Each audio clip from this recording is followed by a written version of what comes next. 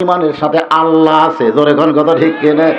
একবার যদি বিশ্বাস করেন, বোমা ফোটে না, আগুন জ্বলায় না যতক্ষণ আল্লাহ হুকুম না দেয়।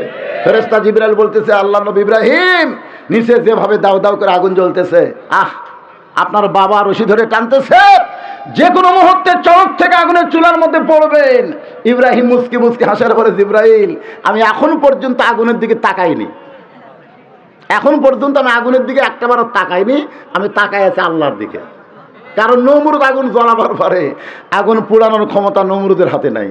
যিনি আমাকে পোড়াবেন তিনি হলেন আমার আল্লাহ, যিনি আমাকে বাঁচাবেন তিনি হলেন আমার আল্লাহ। খালাকাল মাউতা ওয়াল হায়াতা, তিনি আমার আল্লাহ। জোরে বলেন, তিনি কে? তিনি হলেন আমাদের আল্লাহ। ফেরেশতা জিবরাইল বললেন, যদি আপনি চান, আল্লাহ আমাকে 600 পাকা দিছে। কয়শো? একটা পাকার বাতাস দিব, আগুনের চুলা সাগরের মধ্যে গিয়ে নিভে যাবে। জাতির পিতা হযরত ইব্রাহিম বললেন, আমার চাওয়া পাওয়া কোনো ফেরেশতার কাছে না, আমার চাওয়া পাওয়া একমাত্র আল্লাহর কাছে। জোরে কোন কার কাছে? আল্লাহ কয়, জিবরাইল রে খবর কি? জিবরাইল বলতেছে, আল্লাহ যে ইমান দিয়ে তুমি তাক দুনিয়াতে পাঠাইছো আমার পরীক্ষা, সে কোনোদিন ফেল করবে না, ও গোল্ডেন এ প্লাস পাইছে। সুবহানাল্লাহ বলেন। সঙ্গে সঙ্গে আল্লাহ ঘোষণা করলেন, কুলনা ইয়া নারু কুনি বারদাও ওয়া সালামান আলা ইব্রাহিম। আগুনের চুলাকে শান্তির বাগান হিসেবে পেয়ে গেল। শুকরিয়াতান 4 রাকাত নামাজ আদায় করলেন। লাইলাতুল মেরাজ আল্লাহ বলে, নবী গো, ইব্রাহিম নবী নমরুদের চুলাকে শান্তির বাগান পায়া শুকরিয়া স্বরূপ যে 4টা রাকাত নামাজ আদায় করেছিল, এই 4 রাকাত নামাজ আমি যত্ন করে রেখে দিয়েছি। আজকে লাইলাতুল মেরাজে আপনার উম্মতের জন্য জোহরের 4 রাকাত ফরজ হিসাবে দিয়ে দিলাম। আপনার উম্মতেরা জোহরের 4 রাকাত ফরজ নামাজ যখন জামাতে আদায় করবে, ইব্রাহিম নবীর সম পরিমাণ সওয়াব আমি আল্লাহ দিয়ে দিব। এখন আপনারা বলেন, আমাদের সে আল্লাহ আছে না নাই? জোরে করে আছে না নাই? নমরুদের আগুনের চুলা যদি আল্লাহ শান্তির বাগান বানাবার পারে, ভারতের হাতে যত অস্ত্রই থাক, আমার আল্লাহ যদি ফুটার আর নিষেধ করে, কখনো অস্ত্র ফুটবে না, ফাটবে না, মুসলমানের কোনো ক্ষতি করতে পারবে না।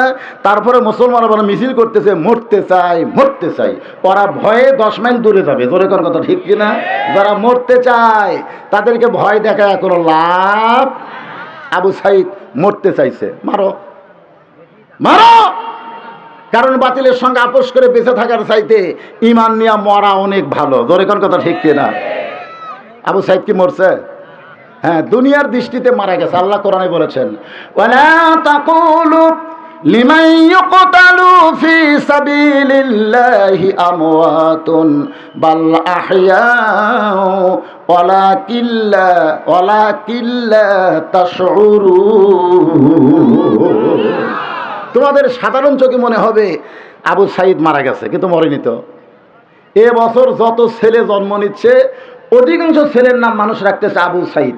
অধিকাংশ ছেলের নাম আমার এলাকার অটোমেটিকভাবে কয়েকটা নাম আবু সাইদ হয়ে গেছে। একেবারে যেই জন্ম নিচ্ছে, হয় আবু সাইদ, না ইয়ামিন, না হয় মুগ্ধ, এগুলো নাম বেশি বেশি রাখতেছে। এখন পর্যন্ত যে কয়টা মেয়ে সন্তান জন্ম নিচ্ছে, ভুল করে কেউ হাসিনা নাম থইনি। জোরে কোন কথা ঠিক কিনা? তারপরে বোঝা গেল হাসিনাই নাই, আবু সাইদ গুলা আছে। জোরে কথা ঠিক না কেন? আল্লাহর কোরআন কি মিথ্যা? যে আল্লাহ রাস্তায় যারা জীবন দিবে, এদেরকে তোমরা মৃত্যু বলো না, আমি আল্লাহ বলতেছি তারা অমর, তারা জীবিত। জোরে কোন সুবহানাল্লাহ।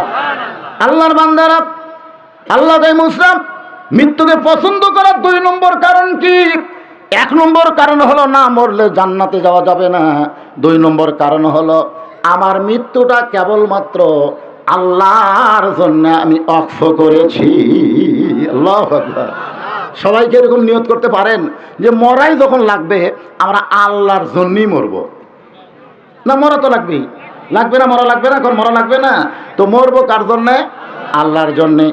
এইটা আলোচনা করি। একটু সময় আমি আপনাদের কাছে ভিক্ষা চাচ্ছি। সেই সময়টা হলো, আমার অসংখ্য মা বোনেরা আইসে আজকের মাহফিলে, আসে নাই? আমি আসার সময় দেখলাম পুরুষ মানুষই নাই, খালি মেয়েরাই আসতেছে। আমি দেখলাম অসংখ্য মা বোনেরা আইসে। এদের জন্য 10টা মিনিট ওয়াজ না করলে ওরা খালি যাবি আর কবে হুজুর যে কী করলো বুঝবার পারলাম না। আমার মায়েরা শোনেন, মেয়েদের জন্য আমল কিন্তু বেশি না। আল্লাহ রাসূল ফাতেমার ঘরে গিয়ে বললেন, ফাতেমা তোমার হাতটা বাড়ায় দাও।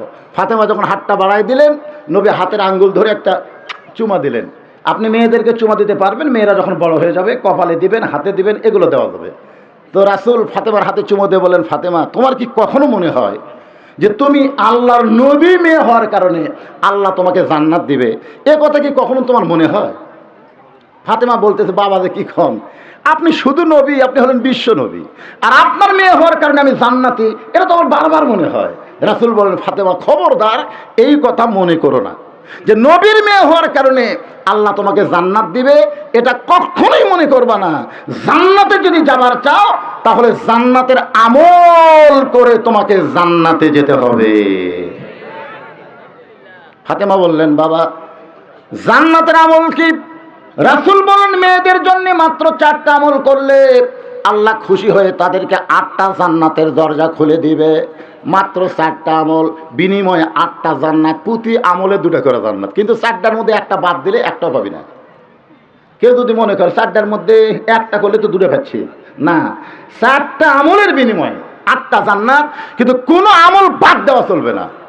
1 নম্বর হলো নামাজ, 2 নম্বর হলো রমজানের রোজা, 3 নম্বর সতীত্বের হেফাজত পর্দা করা, 4 নম্বর স্বামীর কথা মতো চলা।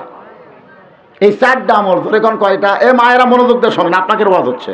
তারপরে ফিরে আসবো মৃত্যুকে পছন্দ করার 2 নম্বর কারণের ওপরে। তো এখন আল্লাহ রাসূল বলেন, ফাতেমা তুমি খেয়াল করে দেখো তো, নামাজ যে 5 বার পড়া লাগবে এটা কিন্তু সব সময় না। 5 বার মানে 24 ঘন্টার মধ্যে 5 ওয়াক্ত। 24 ঘন্টায় কয়বার? 5 বার। আপনারা ওয়াক্ত চেনেন? ওয়াক্ত বোঝেন? ওয়াক্ত মানে সময়। ফজরের নামাজের ওয়াক্ত, জোহরের নামাজের ওয়াক্ত, আসরের নামাজের ওয়াক্ত, মাগরিবের নামাজের ওয়াক্ত, এশার নামাজের ওয়াক্ত। ওয়াক্ত মানে সময়। তাহলে 24 ঘন্টার মধ্যে 5 বার নামাজ পড়লে নামাজের হক আদায় হবে। বছরে 1 মাস, সারা বছর না, বছরে 1 মাস রোজা রাখলে রোজার হক আদায় হবে। সেটা হলো রমজান মাসে। জোরে কান, কোন মাসে? হ্যাঁ, এটা কিন্তু আমার মা বোনদের শোনাচ্ছে, এখন আর শুনতে থেকে না, আল্লাহ ভালো জানে। আর স্বামী যখন খেদমত চাবে, সবসময় না, স্বামী যখন চাবে তখন স্বামীর খেদমত করা লাগবে। নিজের ইচ্ছা দিয়ে স্বামীর খেদমত করা যাবে না। স্বামী যদি চায় তাহলে খেদমত, তাছাড়া লাগবে না। এখন হয়তো আপনারা বলবেন, হুজুর স্বামী চাইলে খেদমত করা লাগবে, না চাইলে কেন না? কারণ পুরুষ মানুষ বুঝতেছেন এক এক সময় এক একটা টেনশনে থাকে কি থাকে না? থাকে। আর মেয়েরা যদি অযথা খেদমত করবার আসে তখন বুঝবেন এর ভিতরে কিছু মারেফত আছে। এটা আমার পিসা হুজুর আছে, মারেফত বোঝেন। অযথা খেদমত করবার আছে, বুঝবেন এর মধ্যে কিছু ষড়যন্ত্র আছে। ষড়যন্ত্র হয় আপনার মায়ের বিরুদ্ধে, না হয় আপনার বাপের বিরুদ্ধে, না হয় আপনার ভাইয়ের বিরুদ্ধে, না হয় আপনার বোনের বিরুদ্ধে, মানে আপনার আত্মীয়র মধ্যে কাউরে না কাউরে বিরুদ্ধে বলার জন্যেই কিন্তু খেদমত করতেছে। এখন কথা ঠিক কিনা? কারণ কোন মেয়ে মানুষ আপন ইচ্ছায় স্বামীর খেদমত করবে না। আমিও তো পুরুষ মানুষ ভাই, আমার বউ আছে না, আমি জানি না। যখনই দেখবেন খেদমত করতেছে, পাও টিপতেছে, গাও টিপতেছে, অযথা, আমি চাচ্ছি না। বুঝতে পারছি আমার মায়ের বিরুদ্ধে বলবে, আমার বাপের বিরুদ্ধে বলবে, না হয় আমার ভাই বোনের বিরুদ্ধে বলবে। হ্যাঁ, এরা যখন কারো বিরুদ্ধে বলবে তখন অযথা খেদমত। কারেন্ট থাকা অবস্থায় ফ্যান বন্ধ করে দিয়ে পাকাতে বাতাস করবে। কে গো, কারেন্ট তো আছে, এই ফ্যানই তো আমার সতীন, এই ফ্যানই আমার জান্নাত কারে নিবি। কিসের ফ্যান? আমি পাখার বাতাস করব। তালের পাখের বাতাস খুব ঠান্ডা। তো স্বামী তো মাশাআল্লাহ খুশি। তারপর আবার কপাল টিপতেছে, হঠাৎ কাঁদতেছে। স্বামী কয়, হঠাৎ কান্দো কেন? বলে, তোমার এই বুড়ি মা আর তোমার বুড়া বাপ আমার কলজাতে আগুন ধরে দিছে। তুমি যদি বাপ মার সাথে থাকতে চাও তাহলে আল্লাহর হস্তে আমাকে বাপের বাড়িতে পেরে দাও।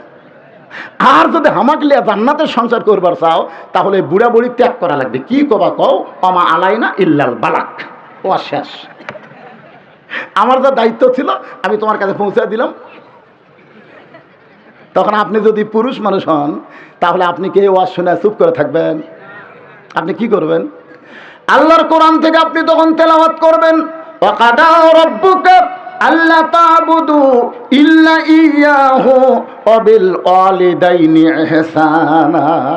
আল্লাহর ইবাদতের পরে বাপ মার প্রতি ইহসান করো, দয়া করো, ভক্তি করো। এ কথা কি আমার কথা না আল্লাহর কথা? আর তুই আমার বাপ মার বিরুদ্ধে ওয়াজ করতেছিস, পাকা হাঁকাচ্ছিস। একজন মুসলমানের কাছে বইয়ের কথার চাইতে কোরআনের কথার দাম কোটি গুণ বেশি। জোরে কর কথা ঠিক। তোর যা আছে নিয়া বাপের বাড়ি যা, কারণ তুই মরে গেলে বইয়ের অভাব নাই, তোকে ছেড়া দিলেও বইয়ের অভাব নাই। বাংলাদেশে বউ পাওয়া যায়, ছাড়লেও পাওয়া যায়, মরে গেলেও পাওয়া যায়, কিন্তু বাপ মা যদি একবার মরে বাপ মাকে আর কোনোদিন পাওয়া যাবে না। দরকার হলে তোকে ছাড়বো, কিন্তু আমার বাপ মাকে আমি বাদ দিবার পারবো। বউ ধরে এসে পাও ধরে বলতেছে, আপনি হলেন আসল মরদ। আমি পরীক্ষা করছি গো, আমি পরীক্ষা করছো। আজকে শুনে নেন মায়েরা কবি ওয়াজ শুনবার আসে তো আমরা ভুল করলাম রে। স্বামী যদি খেদমত চাই তাহলে স্বামীর খেদমত করবা। ও ফাতেমা, 3টা আমলের কথা বললাম। নামাজ 24 ঘন্টার মধ্যে 5 বার আদায় করবা। রমজানের রোজা বছরে 1 মাস আদায় করবা। আর স্বামী যখন খেদমত চায় তখন স্বামীর খেদমত করবা। কিন্তু ফাতেমা, সত্যিতে হেফাজত পর্দা করা এইটার কোনো সময় নাই ফাতেমা, এটা সব সময় আল্লাহ ফরজ করে দিয়েছে। সতীত্বের হেফাজত পর্দা করা, এটার আবার ওয়াক্ত আছে নাকি? ওয়াক্ত নাই, ওয়াক্ত বোঝেন না সময়। বুড়ির জন্য বোরকা, যুবতীর জন্য নাই। আপনি পার্কের খেয়াল করে দেখবেন প্রত্যেকটা বুড়ি মানুষের গায়ে বোরকা আছে। কে দাদি বোরকা পড়ছেন? কে? মরা লাগবে ভাই, মরা লাগবে। আপনার কোন তো মরার জন্য বোরকা। তো দাদির সাথে একটা নাতনি আছে, তার গায়ে বোরকা নাই। আপনারা বলেন তো, আমার মতন যারা মুরব্বী মানুষ তাদেরও মন কিন্তু বুড়া হয়নি। এখন নাতনি আর দাদি দুটা যদি একসাথে যায়, বুড়া মানুষের যেদিকে তাকাবে যুবকও সেই দিকে তাকাবে, কারণ যুবকের মন বুড়ার মন একই মন। এখন সমস্ত মানুষ, পুরুষ মানুষ যেদিকে তাকাবে সেই মেয়েটাকে হেজাব করা লাগবেই। আমি বলতেছি না যে আপনারা পার্কে আসেন না, আমি আসতে বলতেছি আসেন, কিন্তু সাইড হয়ে আসেন। আল্লাহ কোরআনে বললেন, অকরনা ফি বুয়ুতিকুন্না ওয়ালা তাবাররুজনা তাবাররুজাল জাহিলিয়াতিল উলা। রে মেয়েরা, তোমরা ঘরের মধ্যে থাকো, তোমরা ঘরের বাহির হও না। কোনো প্রয়োজনে যদি ঘরের বাহির হও তাহলে হেজাব নিয়ে, পর্দা নিয়ে বের হওয়া লাগবে।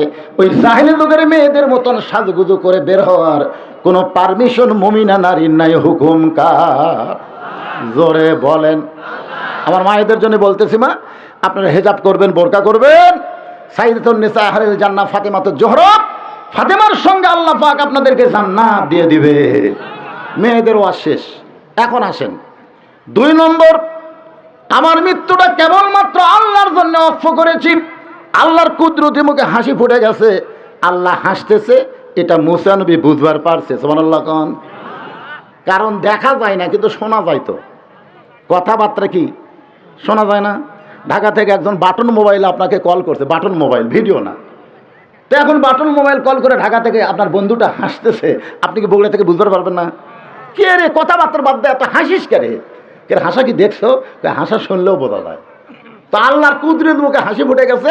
মুসা বলতেছে, আল্লাহ আপনি হাসতেছেন। আল্লাহ বলে, মুসা রে, তুমি বড় চালাক, তুমি এমন কথা কইছো যে আমার মৃত্যুটা আপনার জন্য অক্ষ করেছি। একমাত্র এই কথা তারাই বলতে পারে যারা বড় চালাক। এখন আমার সামনে যত লোক বসে আছেন, তারা আছেন, আপনার কি চালাক না বোকা? কথা কয় না, চালাক না বোকা? কারা কারা চালাক একটু 2টা হাত তুলে আল্লাহকে দেখান তো দেখি। যারা তুলবেন না তারা কিন্তু বিপদে পড়বেন। লিল্লাহে তাকবীর, হাত নামান। এখন বোঝা যাবে চালাক না বোকা। ছোট্ট একটা গল্প বলি আপনাদের, বিরক্ত লাগতেছে? ছোট্ট একটা গল্প বলি। সে গল্পটা হলো, খলিফা হারুনের দরবারে একটা পাগল মাঝে মধ্যে আসতেন, কখনো হাসতেন কখনো কাঁদতেন। সে পাগলের নাম হলো বাহলুল পাগল। জোরে বলেন, কি পাগল? তো উজির নাদির মন্ত্রীরা একদিন খলিফা হারুনকে বলতেছে, যাবো না, এই পাগলকে রাজদরবার থেকে বের করে দেন, কারণ এর জন্যে রাজদরবারের মর্যাদা নষ্ট হয়ে যাচ্ছে, সুনাম ক্ষুণ্ণ হয়ে যাচ্ছে, পরিবেশ থাকতেছে না, কখনো হাসে কখনো কান্দে, এটা কোনো মানুষের সাইজ হলো? খলিফা হারুন দেখতেছে পাগল তো, এক তো বার করা খুব কঠিন। পাগলকে যদি বার হবার কোনো বাড়াবি না বসবি? পাগলকে যদি বলে নৌকা নাড়াস না, ওই কি নড়াবি না ধোকাবি? এতক্ষণ লড়াচ্ছিল, এখন ধোকানো শুরু হবে। খলিফা হারুন দেখলেন এই পাগলকে বের করবার গেলে একটা হেকমত, ডাক দিলেন, বাহলুল ভাই। পাগলকে ভাই বললে কি অবস্থা বুঝতেছেন তো? দৌড়ে এসে বলে জাহাপনা আমার ভাই করলেন, বলে আমার একটা কাম করা লাগবে, পারবা? বলে কি কাজ? বলে লাঠি তোমাকে দিলাম, তোমার চাইতে বোকা মানুষ খুঁজে পাইলে লাঠিটা দিয়ে দিও। তোমার কাজ হলো তোমার চাইতে বোকা যদি পাও লাঠিটা তাকে দিয়ে দিবে। বাহলুল পাগল লাঠি নিয়ে বের হয়ে গেল। খলিফা হারুন সবার সামনে ভাষণ দিলেন। ভাষণ, এই পাগল আর রাজ দরবারে আসবে না, কারণ এর চাইতে বোকা মানুষ খুঁজাও পাবি না, লাঠি দেওয়ার কামও শেষ হবে না, আর পাগলরা কাম না শেষ করলে কোনোদিন তারা আসে না। আসলেই তাই। কয়েক বছর হয়ে গেল বাহলুল পাগল আর রাজ দরবার আসে না। উজির নাজির মন্ত্রীগুলো পাগল মনে হয় মরছে। খলিফা হারুন বলতেছে, না বোকা মানুষ পায়নি তো, এই জন্যেই কাম শেষ হয়নি। আসলে কয়েক বছর পরে খলিফা হারুন যখন দুর্বল হয়ে বিছনাত পড়ে গেছে, ইতিমধ্যে বাহলুল পাগল লাঠি নিয়ে হাজির। খলিফা হারুন কয়, কে রে, এখন পর্যন্ত লাঠি তোমার হাতত আছে? তোমার সাথে বোকা মানুষ খুঁজে পাওনি? বাহলুল পাগল বলে, জাহাপনা আজগা পাওয়া যেতে পারে। খলিফা হারুন কয়, কে রে, মানুষে আমরা দুইজন, তুমি আর আমি, তাহলে কেমনে খুঁজে পাবা? বলে, জাহাপনা চিন্তা ভাবনা করে একটা উত্তর দিবেন। আপনি যে জায়গায় পড়ে আছেন এই জায়গার নাম কি? বলে, বাগদাদ। এখান থেকে যদি মক্কা শহরে আপনি 10 দিনের সফরে যান, আপনি সত্যি করে বলেন তো কেমনে যাবেন? তো খলিফা হারুন বলতেছে, মক্কা হলো আমার অচেনা, বাগদাদ হলো আমার চীনা। চীনা শহর থেকে অচেনা শহরে 10 দিনের সফরে গেলে অবশ্যই মাল সামানা জোগাড় করে আমাকে রওনা দেওয়া লাগবে। বাহলুল পাগল বলে, দুনিয়ার একটা শহর থেকে আর একটা শহরে 10 দিনের সফরে যদি আপনি মাল সামানা জোগাড় করে রওনা দেন, এখনই যদি আপনার মৃত্যু হয়, আখিরাতের বিশাল একটা জগতের সফর আপনার শুরু হবে। যে জগতের সফর শুরু হইলে শেষ হবে না, ওই জগতের সফরে আপনি কতটুকু মাল সামানা জোগাড় করেছেন। খলিফা হারুন শুধু কান্দে আর কান্দে। বাহলুল, এতদিন মনে করেছিলাম তুমি পাগল, কিন্তু আজকে দেখতেছি তুমি পাগল না। এখনই যদি আমার মৃত্যু হয়, ওই জগতের কোনো কিছুই আমি তেমন ভাবে জোগাড় করতে পারি নাই।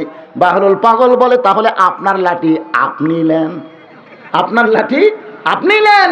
এই দুনিয়াতে আসার পরে মৃত্যু সামনে আছে এইটা জানার পরও যারা আখিরাতের মাল সামানা জোগাড় করে না, এরা হলো দুনিয়ার সবচাইতে বড় বোকা।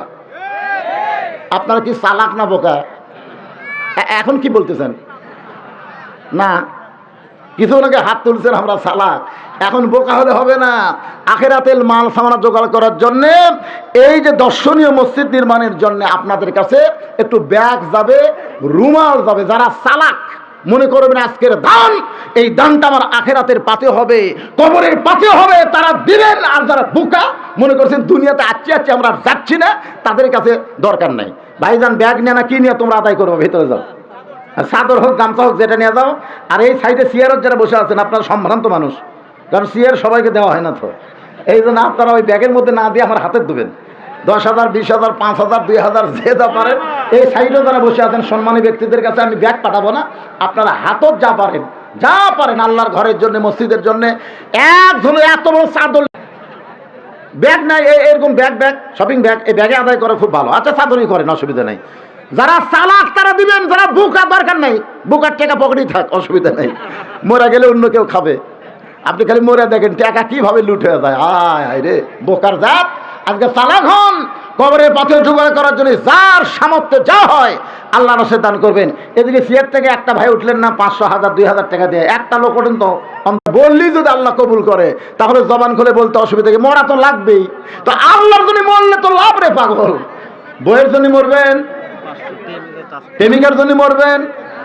এই পার্কের মধ্যে অনেকে গলা ধরা কয়, তুমি আমার জীবন আমি তোমার জীবন। হায় হায় হায় হায়, 2 দিন পরে দুইজন দেখবার পারে না। আল্লাহর একজন বান্দা কিছু দান করেছে, আল্লাহ কবুল করেন। 3 নম্বর কারণ হলো, মুসা বলতেছে আল্লাহ 3 নম্বর কারণ হলো, কতজনকে কত কি দিলাম, যাবার কালে এক চামচারও দেখা না পাইলাম। সাবেক প্রধানমন্ত্রী হাসিনা যখন যাচ্ছিলেন, কি বলেন, হেলথ সেক্টর থেকে, টিএমএস হেলথ সেক্টর থেকে 14,851, আপনারা 1 টাকা কোটি পান, 1 টাকা চলে এখন না। এটা তো বিয়ার মহরণার মতন হচ্ছে রে বারে। 56, 51, 10,851 টাকা দান করেছে আল্লাহ। তাদের পক্ষের দানকে আল্লাহ কবুল করেন। জোরে বলে আল্লাহুম্মা আমিন। আপনারা দেখছেন কিছুদিন আগে বেগম খালেদা জিয়াও কিন্তু বাংলাদেশ থেকে গেছে, যায়নি? কাতার এয়ারলাইন্স থেকে এত সুন্দর একটা বিমান পাঠাতেছে। সাবেক প্রধানমন্ত্রীর কাছে বারবার বলেছিল বিদেশে একটু চিকিৎসা করা লাগবে, না আইনের ফাঁক ফোকর নাই, যাবার দেয়নি। আরে হায়, হাসিনা যখন গেল আমি একটা ভিডিও দেখছি ভাই, সাবেক প্রধানমন্ত্রী হাসিনা খালি এরকম চারিদিকে তাকায় আর দেখে যে আছে কিনা, কিন্তু নাই, কেউ নাই। চলতে পথে 2 দিন থামিলাম, যাবার কালে এক চামচারও দেখা না পাইলাম। এক একটা চামচা আগেই পলাছে, তোর এখন কথা ঠিক কিনা? এই শামীম ওসমান হজরত ছিল, সে আর নাই, আগে গেছে। আর এই কাদের যে কুটি লুকা ছিল ভাই, খুঁজে পাওয়া যায় না, তোর এখন ঠিক কিনা? আর বেগম যে কিভাবে গেল দেখলেন, কি সম্বর্ধনা দিয়ে তাকে নিয়ে যাওয়া হলো। তুমি যাকে আইনের ফাঁক ফোকর দেখালে তাকে আল্লাহ সম্মান দিয়ে নিয়ে গেল, আর তুমি কেমনে গেলা? এটি জনগণ বিশ্বাস করে। তুইজ্জু মান তাশা তুযিল্লু মান তাশা বিয়াদিকাল খায়র ইন্নাকা আলা কুল্লি শাইইন কাদির। সম্মান দেওয়ার মালিক কে? অপমান করার মালিক কে? ভালো মন্দের মালিক কে? সমস্ত ক্ষমতার মালিক কে? বিশ্বাস করতে হবে ভাইদান। আমি সব, এটা আমার বাপের দেশ, আমার দেশ, তো পলান লাগলো কেন? এখান থেকে ইমানটা খেয়াল করবেন। মুসা বলতেছে আল্লাহ মৃত্যুকে পছন্দ করার 3 নম্বর কারণ হলো দুনিয়াটা ক্ষণস্থায়ী, আর মরার পরে যে জীবনটা পাবো সেটা হলো চিরস্থায়ী। আপনারা বলেন তো, ক্ষণস্থায়ী ভালো না চিরস্থায়ী ভালো? আপনারা কোনটা চান? তো চিরস্থায়ী যদি চান তো থাকা যাবে না, তো যাওয়াই লাগবে। আল্লাহ পাক আজকের আলোচনা বুঝ মোতাবেক সবার জন্য কবুল করুক, সকলে বলে আমিন। এখন হুজুর আছে এখানে, কিছু কথা বলে উনি মোনাজাত করবেন। জি, একজন উঠবেন না, বসেন। আরেকটা ম্যাডামের হাজবেন্ড আসছে একটু। আচ্ছা।